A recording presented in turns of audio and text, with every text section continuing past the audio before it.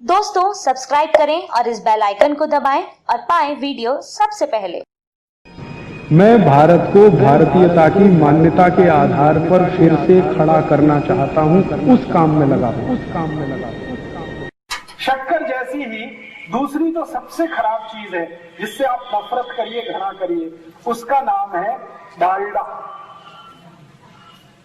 Vegetable oil.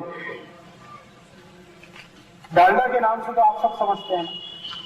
Dalda से नफरत करिए, इतनी नफरत करिए कि उसको छूने का भी नहीं, बहुत ही खराब। ये दो चीजें, शुगर माने चीनी और डालडा, अगर आपके स्वयं पाक घर से निकल जाएं तो 148 बीमारियां जिंदगी में कभी नहीं आए।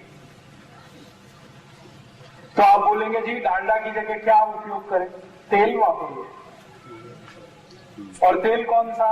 जैसे शेंगा का, मूंगफली का तेल, तिल का तेल। तिल का तेल, मूंगफली का तेल आपके लिए सबसे अच्छा है जिस क्षेत्र में आप रहते हैं।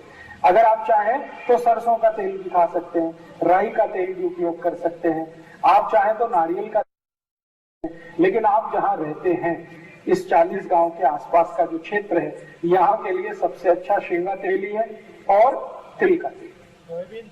सोयाबीन बिल्कुल नहीं, गलती से भी नहीं। अच्छा, मैं आपसे एक प्रश्न पूछ लूं। भगवान को पूजा करते हैं तो उसमें बहुत सारी दाल रखते हैं, पूजा में रखते हैं। तुअर की दाल रखते हैं, मूंग की दाल रखते हैं, मसूर की दाल रखते हैं, सोयाबीन की रखते हैं। भगवान को पूजा करते समय कभी सोयाबीन की दाल रखी देखिए? क्यों? सोयाबीन भी दाल है। चने की दाल रखते हैं, मूंग की दाल रखते हैं, उड़द की दाल रखते हैं, तुअर की दाल रखते हैं, मोठ की दाल रखते हैं। सोयाबीन की दाल कभी देखिए भगवान के सामने रखी हुई पूजा करने की? नहीं। जो भगवान को अर्पण नहीं कर सकते वो आप कैसे खा सकते? सोयाबीन की गलती से भी ना दाल खाइए ना तेल खाइए। तो समझ लीजिए बीमारियां भी सबसे ज्यादा उसी के कारण। ये जो सोयाबीन है, दाल के रूप में या तेल के रूप में, ये शरीर को कभी भी हजम नहीं होता। या दूसरे शब्दों में कहूं तो सोयाबीन का कुछ भी आप खाएं, शरीर उसको डाइजेस्ट नहीं कर सकता, उसका पाचन नहीं कर सकता, क्योंकि उसको पचाने के लिए जो कुछ एंजाइम्स चाहिए वो है ही नहीं मनुष्य के शरीर में। तो आप बोलेंगे फिर ये किसके लिए है? सोयाबीन को पचाने की ताकत सिर्फ डूकर में है और किसी में। डूकर के पोट में एक एंजाइम बनता है, वो सोयाबीन को पचा सकता है। बाकी किसी के भी शरीर में वो एंजाइम नहीं है जो सोयाबीन को पचा सके। आप कहेंगे सोयाबीन में तो प्रोटीन है। हाँ, प्रोटीन है, लेकिन प्रोटीन को डाइजेस्ट करना पड़ेगा, उसके लिए जो एंजाइम चाहिए वो पोट में है ही नहीं।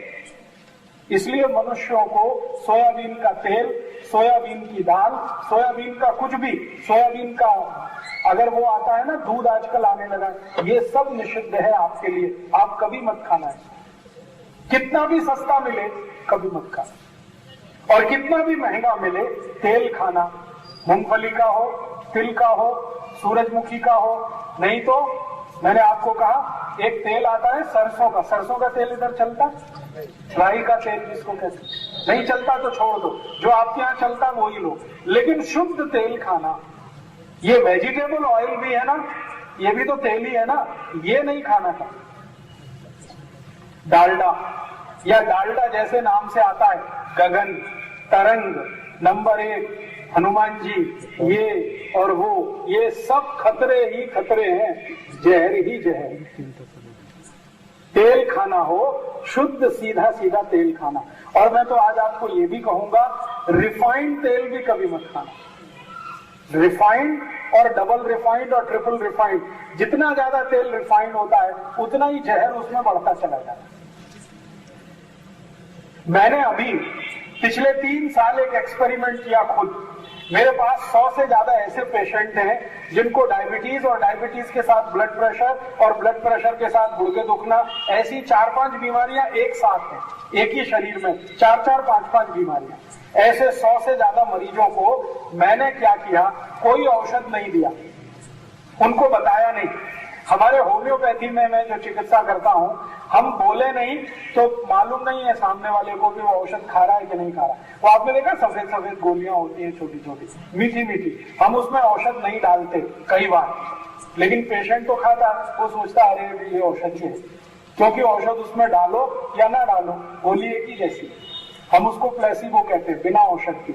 तो मैंने 100 से ज्यादा पेशेंट को कहा कि तुमको तो यही खाना है, तो उनको लगा कि ये औषध है। और मैंने पथ्य अपथ्य में उनको कहा कि चीनी बंद, आज से शुगर बंद, गुड़ खाओ, जितना खाना है गुड़ खाओ, जितना खाना है काकवी खाओ, और वेजिटेबल ऑयल नहीं खाएंगे, डालडा नहीं खाएंगे, अमृत घी नहीं खाएंगे, कोई नहीं, और डबल रिफाइंड नहीं, ट्रिपल रिफाइंड नहीं, शुद्ध घानी का निकला हुआ तेल और शुद्ध गुड़, ये 2 चीजें उनके जीवन में लाई और 2 चीजें हटाई।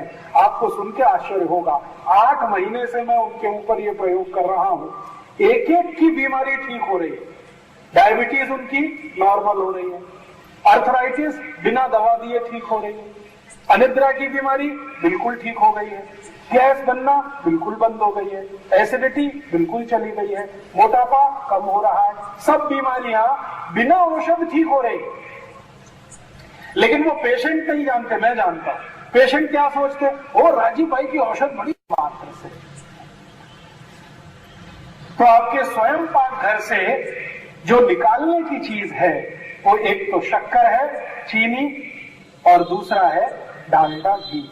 इन दोनों को जितनी नफरत कर सके उतनी करिए। और प्रेम करना है, मोहब्बत करनी है तो गुड़ के साथ करिए, काकवी के साथ करिए। और प्रेम करना है, मोहब्बत करनी है तो शुद्ध तेल के साथ करिए, जो घानी से निकल के आपके घर में आता है।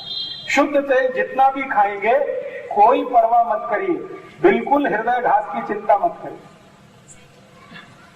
बहुत बार डॉक्टर आपको बोलते हैं ना, तेल मत खाओ, घी मत खाओ, नहीं तो हार्ट अटैक आ जाएगा।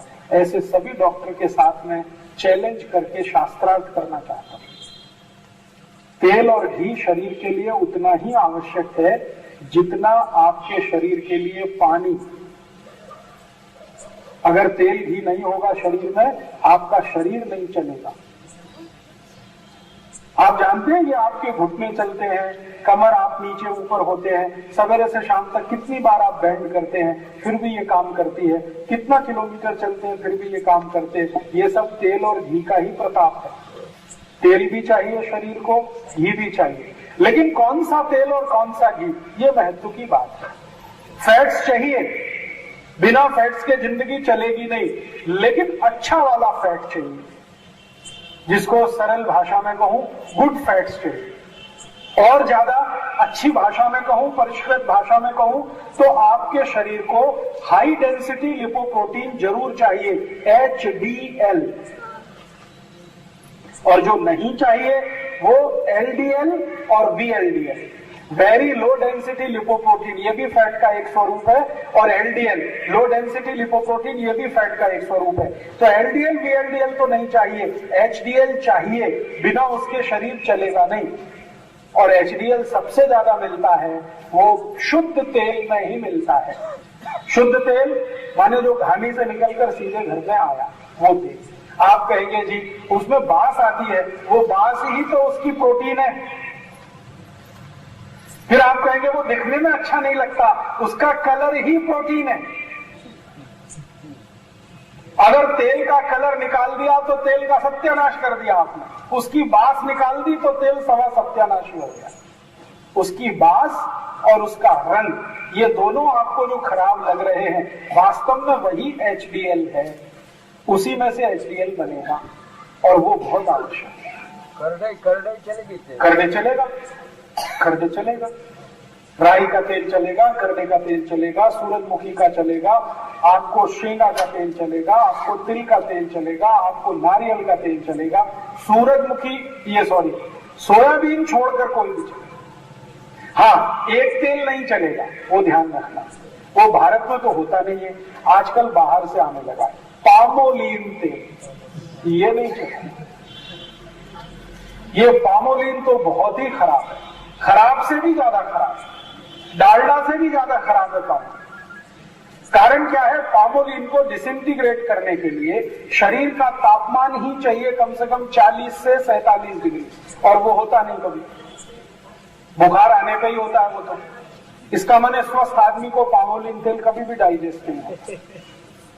तो अब आप एक जिंदगी का नियम बना लीजिए, किसी भी होटल में खाना खाने जाएं, वैसे तो ना जाएं तो बहुत अच्छा है, लेकिन खाना खाने जाएं तो सबसे पहला सवाल पूछिए किस तेल में खाना बनाया, तो कहेगा डालडा में, तो नमस्ते जी नहीं खाते। तो फिर कहेगा नहीं जी मैंने तो पामोलिन में बनाया, तो डबल नमस्ते, और भी नहीं खाते। तो फिर कहेगा मैंने रिफाइंड में बनाया है, डबल रिफाइंड में, तो और 3 नमस्ते। तो फिर कहेगा फिर कौन सा खाना आप खाते हो, तो उससे पूछो करड़ी के तेल में बनाया, शेंगा के तेल में बनाया, तिल के तेल में बनाया, राई के तेल में बनाया, तो खाएंगे। ये पामोलिन के तेल में नहीं खाएंगे, डबल रिफाइंड में तो गलती से भी नहीं खाएंगे। आप अगर फरसान भी खरीदते हैं ना बाजार से, उससे भी पूछ लीजिए कौन से तेल में बनाया,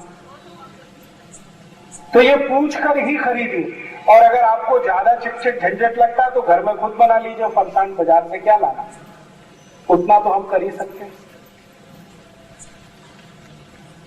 तो ये सूत्र, आखिरी सूत्र से फिर मैं उल्टा चलता हूं, पीछे तक आता हूं। आखिरी सूत्र ये है कि अपने रसोई घर में से 2 चीजों को निकाल के बाहर करिए, एक तो शुगर, चीनी, शक्कर, और दूसरा ये डबल रिफाइंड तेल, ट्रिपल रिफाइंड तेल, डालडा, वनस्पति घी, वेजिटेबल ऑयल, ये दोनों बाहर करिए। अंदर क्या लाना है, स्वयं पाक घर में लाना है गुड़ या तो काकवी, और तेल के रूप में तो जो भी शुद्ध तेल आपके आसपास निकलता है उसको, ये दोनों घर में लाना है, और ये 2 बाहर करना है। भोजन में इसका कल से ही अगर करेंगे तो बहुत अच्छा लाभ मिलेगा आपको।